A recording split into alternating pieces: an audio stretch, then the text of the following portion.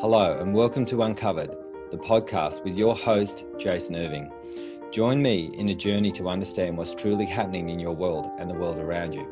This is not about how you're living life on the surface. It's about what's truly driving you from under the covers. I'm going to take you on a journey to deeply uncover the reason why you are here, the ultimate purpose in your problems and the way that they have shaped your life up until now. See, I believe you have a purpose, and your problems are the highway towards ultimate realization of that journey towards freedom and the reconnection of your true self. I've been told I have a different spin on most things, and I'll be giving you my understanding of life, love, and what we're all here for, purpose. To get the best out of this podcast, drop what you already know so you can discover what's beyond you. So join me, let's play this game of life and bring on liberation, transformation, and change. Let's do this. Hey Mike, how you going? Yeah, good, thanks. That's the way. Look, I'm here with Mike Halliday, and we're going to be talking about grief today.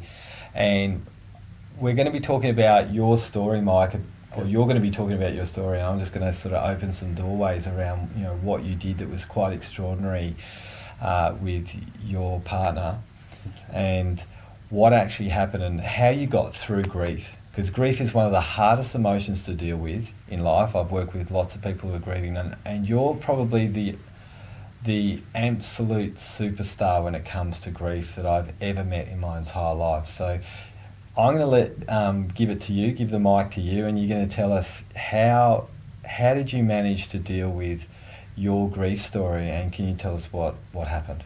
Okay. I suppose to go back a bit, I was married to my wife Trish. We were married for 21 years.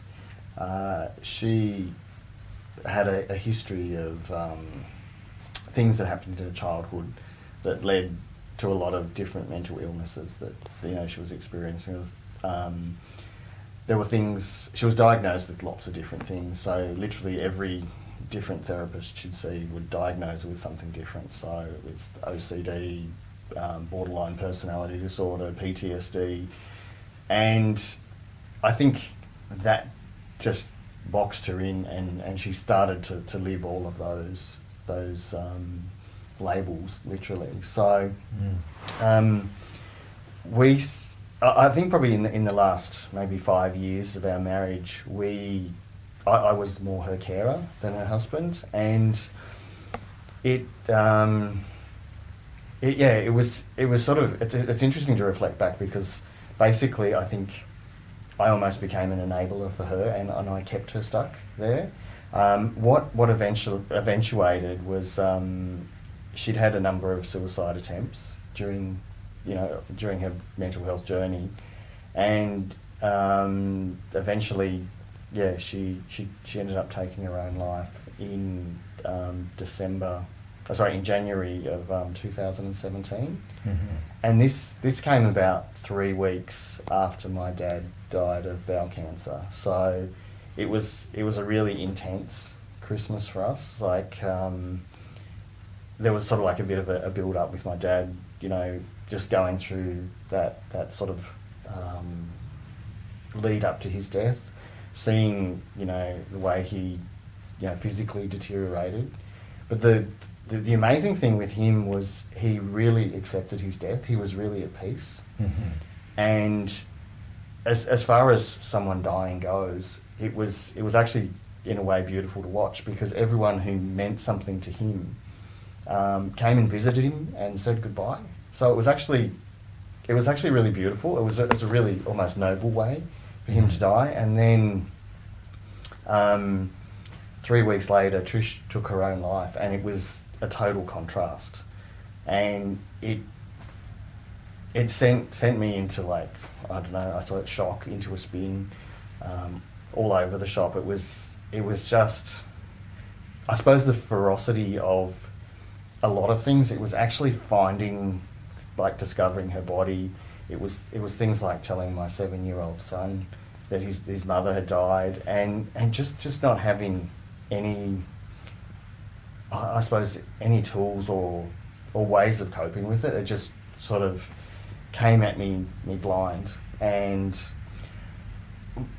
maybe not came at me blind, like because of the history. I think in my heart of hearts, I always felt that one day this might happen, and you sort of think, oh, this might happen, but I don't think you really believe it until it happens. Yeah, 100%. You got this idea or this fear in your head, don't you? We all do that in life, that we have this fear in our head, and then when it actualises, it can probably, I assume it must have sent shockwaves through you. Oh, definitely. It was, even like, I remember when I found her, we'd been away for a couple of days and we came back, and I remember finding her and I was in disbelief. I sort of came and made sure the kids were okay, and I said, look, you need to go next door, do this, do that. I don't even know what I said. And then I'm just walking around the house and I'm going, what do I do? Did this really happen? Is this real? What do I do? And I was just in total shock. And then I had to go and see her again, and then it was like, bang, okay, I need to sort this out. And then I suppose you go into that survival mode, that whole, okay, this is the problem, I've got to sort it out, and we've got to move and get this done. So that's sort of where I went to from there. And that first few weeks, leading up to the funeral, and even the months after, it's sort of that whole thing. You'd be in a room, and you'd sort of be expecting her to walk out, like she was still there, but there was nothing. It was just such a surreal thing, and I remember a few days after she died, I sent you a message, and I told you what had happened, and you rang me straight away, and you said, look, when you're ready, come in to see me. And how long was that between our call and you actually coming to physically come and see me, Mike? Do you remember? I think it was around a month, I think, because I went back to work sort of early February, and it was after I came back to work. And I remember I was doing some stuff in Deakin, and it was playing on my mind, I've got to go and see Jace. And I was driving around, and I just sort of, it was actually a really weird thing, because sometimes to try and avoid things, sometimes I say, I'll leave it up to fate. So I actually said to myself, between now and when there's a turn off to your street, if I see a bird, then I'll go. And this is really weird. But so you saw a bird? Well, I actually had a whole flock of cockatoos fly across. Okay, so you had birds. And it was like, well, okay, I could pretend that I didn't see that, but okay. So, and then I came down to see you, and you said, it's great that you've come. Unfortunately, I don't have an appointment for about 6 weeks because you're really busy. And they go, actually, someone's cancelled, can you do 3 o'clock tomorrow? So everything just seemed to fall into place. And obviously you were going through the transition in what you were doing, going from, the one-on-one to starting the breakthrough courses. And so we worked together. And I think the really amazing thing about, what we did together was you created a really safe place for me to grieve.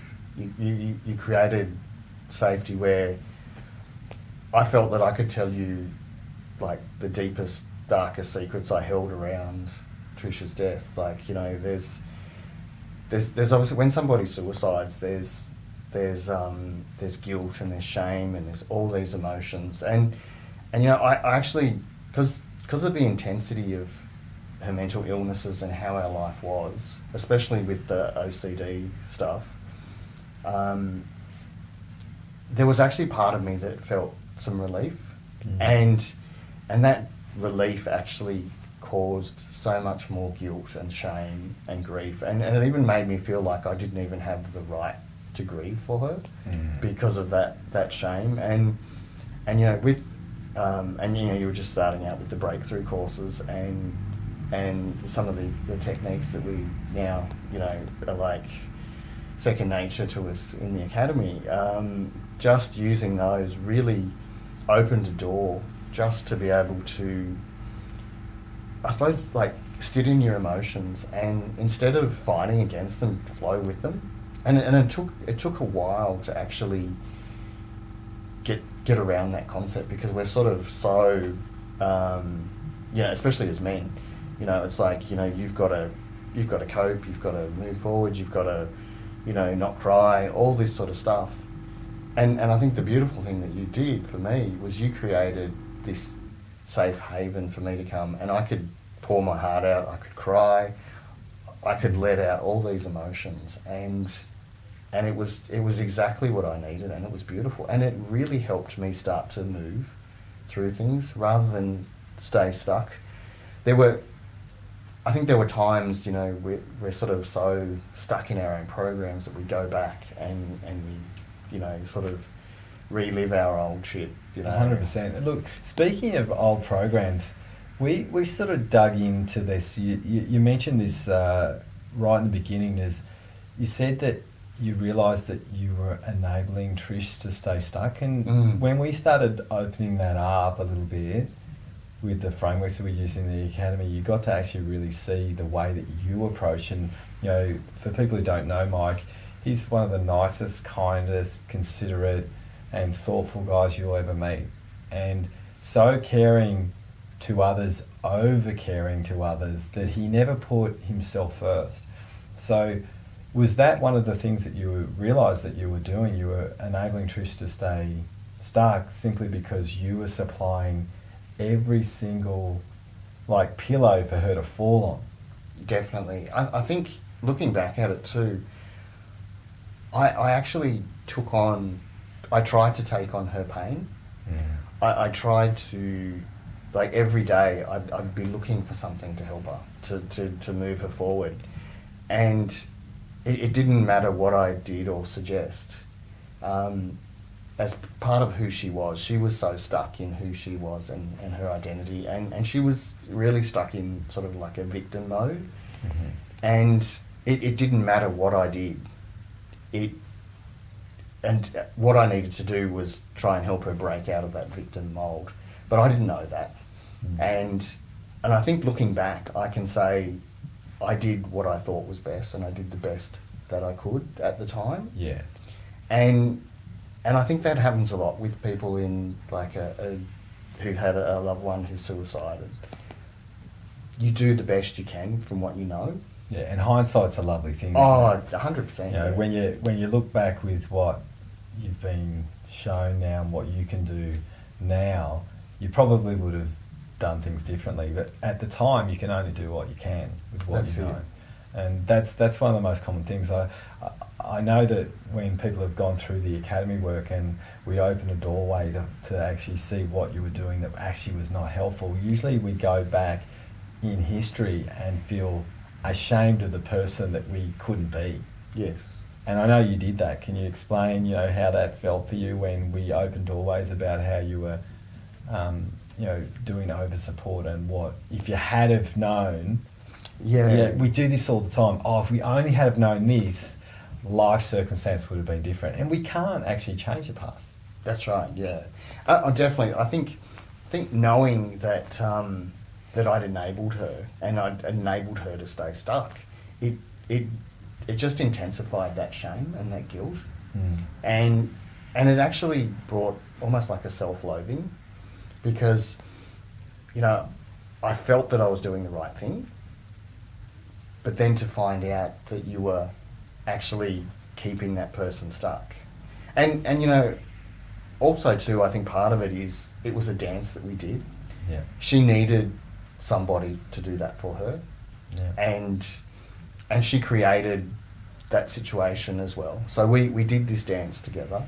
It was, she needed an enabler, and maybe I needed to be an overcarer. Yeah, that's what we do, isn't it? We find someone that matches the puzzle piece for definitely for what we're here to do. Now, for you, you changed your life pretty rapidly. Yeah. Compared to a lot of people that I've worked with grief. Can you tell us about what had happened? Because you're also a father of how many kids? 3. So you have 3 kids. Yep. And you had to keep them stable. Yep. And you had to keep them okay with everything that happened. as well as work, feed the family, not even get a chance to really deal with your dad's grief. Yeah. Right? We work with that later. And you had to keep moving on. And with the work that we did in the academy, what was it that allowed you to move so fast through life? Because I know you've been helping people with grief, and it feels like a time loop. People like it in a time bubble where they haven't been able to get out of the situation that happened, and they're locked in that jail. What did you do that was different, that allowed you to move when so many people have been stuck in grief, and people can get stuck in grief for 20, 30, 40 years. So what did you do? What was it that was different for you? There was a couple of things that happened that really struck me. I see a chiropractor every now and then, like with some lower back issues, and she actually used to treat Trish as well. And I told her what happened, and she told me a story about her brother who suicided 25 years before, and she told me about her sister-in-law, who's still just as angry at him, at her brother, just hasn't moved forward, and is just stuck in this thing. And I think the person that I don't think I ever would have been that stuck as this lady was. But to hear that story so soon after Trish's death, it was only like three or 4 months, it really brought in me, I've got to do something. I don't want to be that person that's here 25 years later, just in this rut and stuck. And I think the best part was because I had this safe haven here to actually let out these emotions, and then I think when you first start in the academy, there's so many techniques and so much stuff that you learn. It takes a while to land some of them, and I have some really distinct. There's probably about 4 or 5 things that happened in the last 18 months that were really incredible. One of them was we talk about accepting our emotions, honouring our thoughts, and acknowledging our limitations in the academy. So I realised that I had this incredible amount of sadness, and I'd had it my whole life. And the sadness that I got from grief, it was just another way for me to run that sadness. Yeah. And every day I just worked on accepting it. I just, close my eyes to breathe and say, I accept my sadness as part of me. And the more I did that, the more joy that I actually found would come out. Because... So you're telling me, instead of popping a pill, actually bringing that sadness into your world and letting it be what it is, what it needed to be for you, was the fastest route to actually changing it. Definitely. I like to think of it, it's like whatever emotion you are, it's like you're the leaf in a stream, and if you just go with the flow of that emotion and let it wash over you and let it be part of you, then you can move with it rather than get stuck in it. And it did take a while for me to land this, because at first, especially with, you mentioned my boys, because of all the emotions, especially the guilt and the shame, I felt that this was part of what I created for them, and I've given them this life where their mother's suicided, so I have to take their grief on. And that's what I did, and that's what I did for Trish. I took her mental illness on, I took her pain on, so she wouldn't have to feel it, and that's what I did. And I think the reason that I did it was because I had all this sadness that I just had to have in my life, and I just take other people's stuff on. And then it took a while, but then I realised that I've got to actually let my kids grieve. They've got to grieve in their own way. They've got to experience the sadness. They've got to experience the pain. Have you done that with your kids? Oh, 100%. Especially my youngest son, he's 11. An example, the other day, he was at school. One of the kids said to him, he was saying silly things about everyone's mother. And obviously that really triggered Tom, and he came home and he was so upset. And he cried and he cried and he cried, really harsh, hard tears. And And I just sat with him and I said, you know, it's okay to feel the way you do. You know, I understand this is... And normally, or sort of historically, I'd sit there and I'd cry with him because I'd be so entwined in his pain.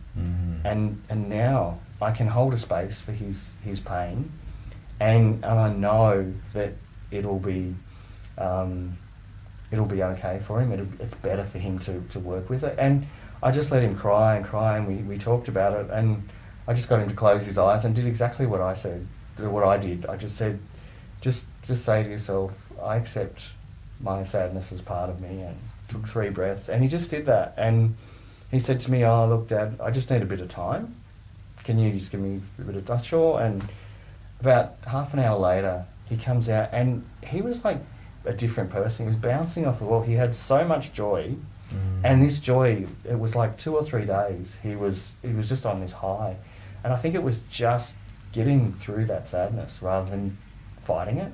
Yeah. And I think he'd been fighting it for so long that he just needed... And I just did what you did for me. I created a safe place for him to have his... To be where he needed to be. Yeah.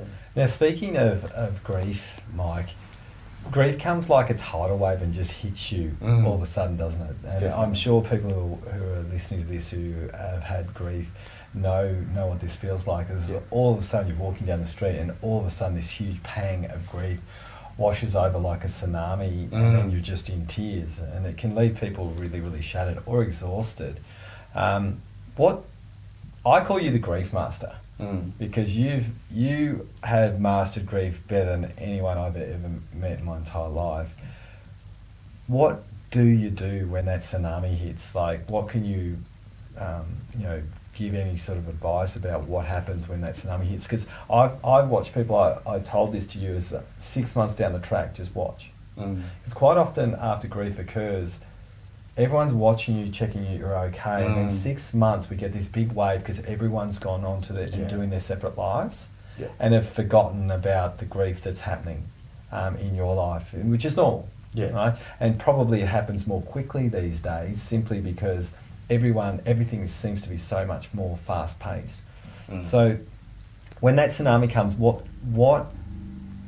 do you do? Do you do that simple process, or do you react, or do you have a meltdown? What happens when that comes? I think there's been almost like an evolution of what's happened. There's usually a trigger to like it might be a song, it might be like I remember I work in the wellness space at work, and there was like mental health first aid courses. There were things about suicide. Like we had mental health speakers come in, and they'd talk about their story of depression and how they got through it. And it was like, well, that's great for you, but this is not how my life was. My life didn't have this story didn't have a happy ending. No. And I used to get really stuck in those when I got triggered. And the more that I just accepted and went with the flow, and what I realised is it comes down to a choice. You can actually choose to accept how you are feeling and move with it, or you can choose to resist it and stay stuck. And I can remember times where I've chosen to stay stuck. I just want to be sad and I just want to cry. Yeah. And it's usually only been for a day or so. Because it was sort of, I had this other experience where my half sister passed away. It was about 18 months after Trish died. And I really struggled with, I was so scared to face death again. Yeah. And I remember my brother-in-law rang me and said, Mark's probably not going to make it through the night. If you want to say goodbye, you have to come now. And I couldn't get in that car and go. Yeah, wow. I was so scared to face death again. I just couldn't be part of it. And I actually did a post on the Academy page, and I got so much love and support from people, and just people saying, whatever you need is okay. And I think previously throughout life, you get so judged for your decisions. Yeah. You get so, I don't know, like people go, oh, that's a weird way to react, or Yeah, whatever. it's not okay for you to. People like you reacting the way they need to react. I Yes. think is pretty common for people. If you're not reacting the way in which is appropriate in quotes based on someone's rules, then people will judge you for that. Would you agree? Oh, definitely, yeah. Yeah. And it takes people out of their comfort zone. Yeah, that's when you don't. So ironically, like I worked through it that night. I really worked on accepting how I felt, and just having that support made such a difference, and it just let me be able to sit in my own shit and go, well, what do you really want here? Do you want to not say goodbye to her? Yeah. Do you want that to be, I missed that opportunity with Trish. I didn't get to say goodbye to her. Yeah.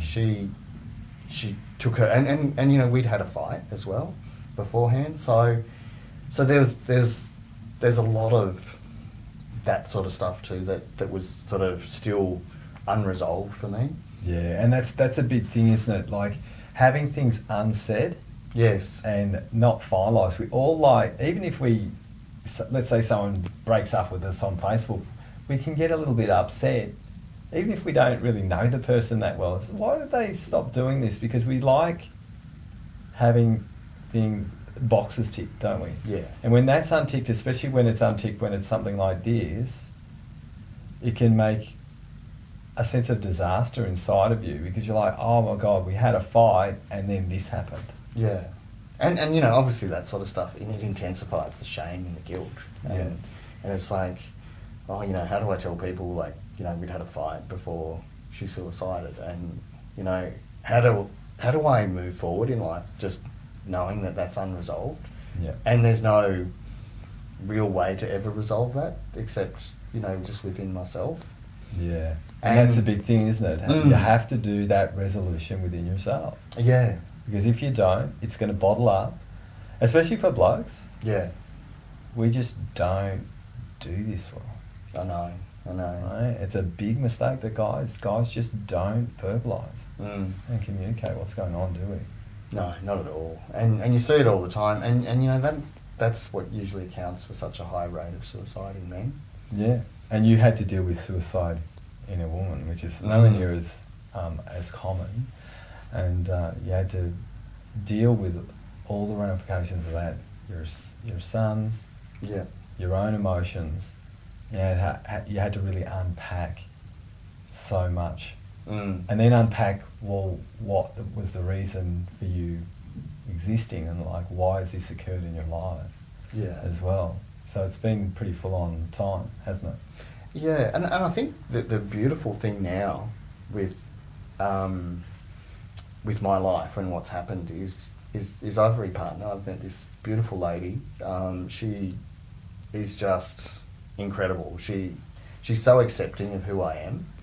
She's so maternal as well, which is like an added bonus for, like, the kids absolutely adore her. And you've created a Brady bunch. Definitely. There's quite a few in the family now, isn't there? Yeah, so there's seven of us, to count. Yeah, so, and the ages range from 23 down to 11. Yeah. So there's a whole, like, gamut of, just family stuff on top of everything, and, the whole blended family thing. The really beautiful part about all of this is we've all come together and we've all almost like filled a gap for what's missing for each other. Like I've never had a daughter, so now I've got like a stepdaughter. I've got like my sons have never had a sister, and like Alyssa's kids, they've not had like one of her kids never had a brother. So it's all these things, and even Trisha's mum and Alyssa get on so beautifully. And Alyssa's mum died about 19 years ago, and now with Trish dying, they've got a good relationship, and there's almost like that, I suppose, filling that gap for each other. Mm. Like Alyssa sort of gained a mother figure, and also Trisha's mum's gained a daughter as such, and that's the really unique thing about what's happened with us. Like, you know, who'd have thought that, you know, my wife who passed away, her mother would get on so well with my new partner. That's a bit second level. Yeah, How and you managed that one. yeah, and it's just been magic. And, you know, her sister gets on, you know, it's just, it's almost like it's just meant to be. And I think what I've really got out of Trisha's life now, I found my purpose. Yeah. You know, which is what? Which is just to work with people in grief. Yeah. And, you know, I think back before Trish died, I couldn't even talk to people who'd lost someone. I didn't even know what to say. Like, you know, you'd hear someone, you know, one of their parents had died, and I'd be like, you know, what the hell do I say to this person? How do I support them? And I'd feel so awkward, and I'd tend to avoid people who were grieving because I just didn't know what to do or say. And now, having been through it, you know, all you really need to do is just to be comfortable to hold a space for that person. Yeah, and be there for the pain. That's right. And if they don't need to talk, then you don't talk. If they want to talk, you talk. You just gauge what's going on, and you just be there with them.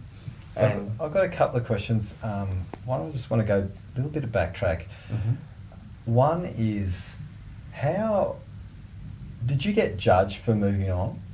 And did you judge yourself for moving on and having a new partner? And was that okay to have a new partner when Trish passed away? What was going on for you in that time? It's actually really quite interesting because what actually prompted me to I joined online dating. This was about 3 or 4 months after Trish died, which sounds, again, and I think probably the biggest judgment came from myself. Yeah. You know, you've been married 21 years and all of a sudden you're on online dating. I think the thing that, and you know, maybe this is how I justify it to myself, is in the last probably 5 years that we were married, I was more her carer than her partner. Mm. And I think that intimacy was missing in my life, and it had been for a really long time. Right. And the other factor with that too is I actually felt so ugly inside and out just because of everything that happened. I felt so much shame and guilt. Mm. And it was almost like there's this part of your life with relationships. You've had a partner who's suicide, so you must be a pretty bad partner if your partner does that. So this is what's going through my head. So I felt ugly inside and out, and I felt like I was, you know, the worst person in the world. So I actually joined one night. I'd had way too many drinks, so I thought, oh, I'll just join online dating as you do, and I thought, okay, what I didn't realise at the time, but I think what I actually did was I was trying to validate that no one would want me. Okay. And it was like, if I do this, I'll go on online dating for a few months, no one will be interested. I'll go on a few dates and no one will be interested in having a relationship with me. And I can just put myself on the shelf, close my heart, be an old maid, and, you know, just live out the rest of my life as a hermit. But it didn't work. No, it didn't work. The opposite happened. I met Alyssa, and, you know, I found this amazing woman who, you know, obviously after having been in a marriage for so long and going through all the things that I did, you know, things were pretty smooth with Alyssa, but there was stuff we had to work with. Yeah, for sure. Yeah. And you know, it took time, and, you know, but we were able to work through stuff. And yeah, that's fantastic. So the other part I want to ask you is that, you know, you've got this thing that drives you now from something catastrophic. You've got something that actually drives you to help people deal with grief, and because you've done it so fast, you've worked with quite a few people now. How have they? What responses have you been given by those people when you've helped them? people have just said, wow, what you've done is amazing. And I think for me, like, you know, I'm my harshest critic. And, you know, sometimes I just think, oh, you're just a charlatan, and I haven't really done that much. The thing that I think I've done really well is hold a space for people. Yeah. And just like what you did with me, just allowed them to be okay in their stuff, and to be okay with what happened, to be okay in their grief, and to be okay to let it out, and give them that safe place. And the number of people that I've worked with, it always ends in tears. And that's great. Yeah. That's really great. I can't think of anyone that I've mentored who hasn't cried. Yeah. And everyone's always said to me, it's because I feel so safe with you.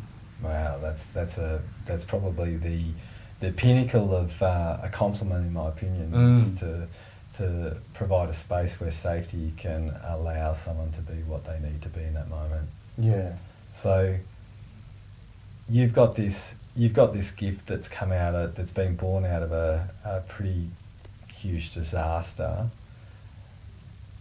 How are you driven by, you know, helping people get over grief now? Is that what really drives you as far as a thing? Because quite often we talk about this in the academy as purpose in your problems. Yeah. Is this what really sort of drives you now? 100%. You know, And if people find you, they just go, oh yeah, here's the grief guy. They start talking to you about stuff that's hard. Yeah. Oh, look, even like we went out for dinner the other night, and I met this guy, and he's telling me about his stepfather who's dying. And, you know, immediately I just got into that space and, you know, talked about what he was going through, and he's like, wow, you know, you're amazing. And he was a real sort of, not one stereotype, but he was very, like, typical Aussie bloke who, oh, you know, we don't cry, we don't, and you know, he didn't actually cry, but I could see the tears welling up and stuff. So it was really nice to be able to break through his, I suppose, preconceived ideas of himself and how he should be, and he let himself go a little bit. I think if I worked with him more, I could crack the door. Yeah. And I think too, it's just it just happens so automatically. Like I worked, one of the most amazing things that I ever worked with someone was there was a lady who I'd met through one of these Facebook grief groups, and we were talking one night, and I'd done a post, and she privately messaged me, and we were talking, and you know, I just sort of did what I did, held a space for her, listened to her, you know, talked about, you know, accepting her emotions, working through stuff. And, you know, I didn't sort of think that much of it. And I didn't get much of a response from her, and I thought, oh, maybe, you know... Maybe it didn't work. maybe, you know, it wasn't her thing, and that's okay. Yeah. And the next day she messaged me, and she said, you know, I was sitting here with a bottle of pills ready to take them, and it was what you said to me, and it was the work that we did that made me think, I don't need to do this, I need to keep living.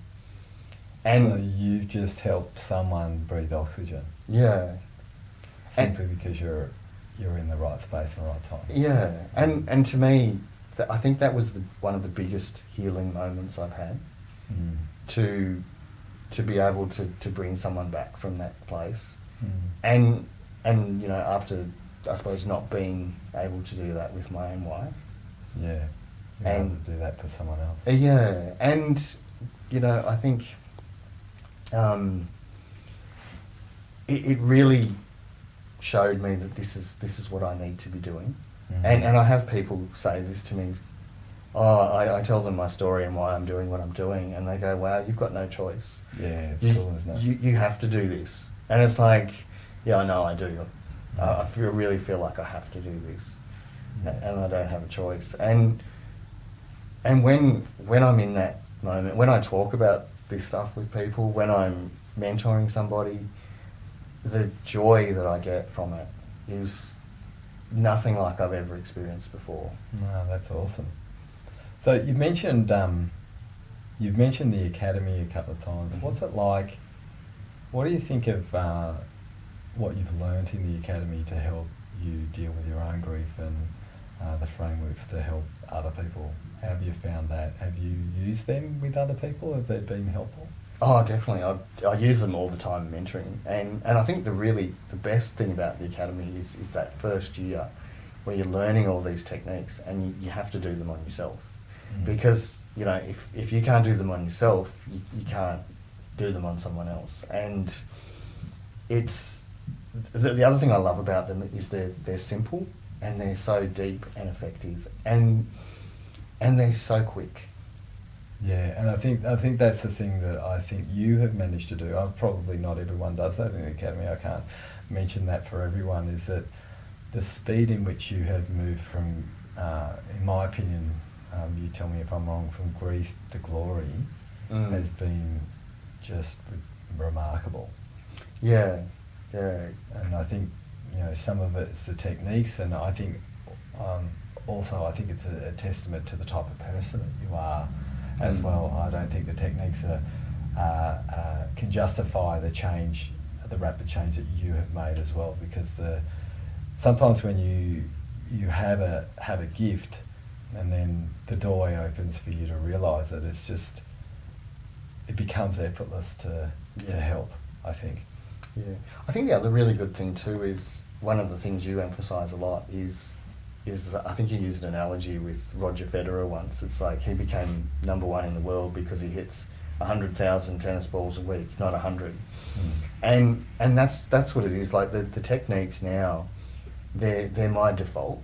So whatever happens to me emotionally, the first thing I do is I just go into acceptance. This is how I feel, and that's okay. And you know, even if it's reactive and even if it's like immature or whatever, it's like, well, this is how I feel, and that's okay.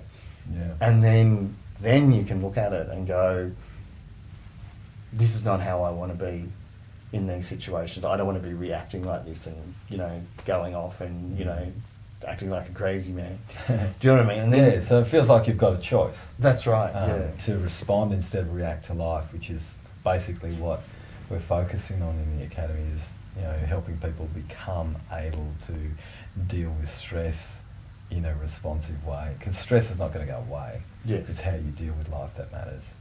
And I think even in the last month, one of the real breakthroughs I've had is just understanding people better. And it's when you see people react and you see how people are in different situations, I can sit there and I can go, oh, they did this because of this, this and this. And that's okay. That's where they're at.